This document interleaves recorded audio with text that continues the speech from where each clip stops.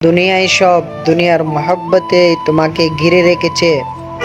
একটা হাদিসের কথা মনে রাখবা, হুব্বুদ দুনিয়া রাসু কুল্লু খতিআতিন। দুনিয়ার মহব্বত সমস্ত গুনাহের মূল। হ্যাঁ, হয়তো এটা তোমার কাছে সত্যি নাও লাগতে পারে, কারণ ভাই, কে শুনে আর উপদেশের কথা? যে যার মতন করে জীবনযাপন করতেছে, কত আনন্দ উল্লাস করে, কিন্তু তোমার তো একদিন মরতেই হবে। তোমরা মনে করছো দুনিয়াতে অনেক দিন বেঁচে থাকবা। তোমার দাদাকে দেখো, তোমার দাদার বাবাকে দেখো, কেউ কিন্তু বেঁচে নেই। তুমিও থাকবে না। কেন দুনিয়ার ধোঁকা মায়ায় পড়ে নিজেকে ধ্বংস করে দিচ্ছ? তোমাদের কি একটা কথাই মনে থাকে না? কুল্লু নাফসিন যায়িকাতুল মাউত। মৃত্যু অনিবার্য। সকল প্রাণীকে মৃত্যু স্বাদ গ্রহণ করতে হবে।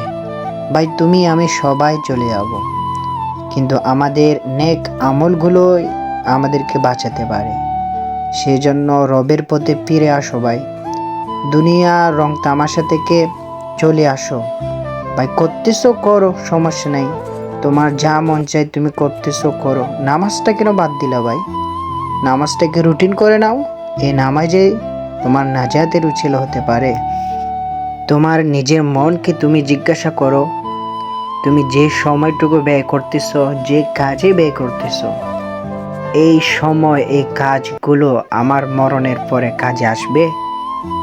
একটু চিন্তা করুন না যে আমি যে সময়গুলো যে কাজে কর্মে ব্যস্ততায় বিজির মধ্যে কাটাচ্ছি, এগুলো আমার মৃত্যুর পরে কোনো উপকারিতা হবে? আরে আমরা তো মানুষ, আমরা তো বোকা, পশু পাখি না। তা আমাদের এত বোকা হওয়া তো সাজে না ভাই।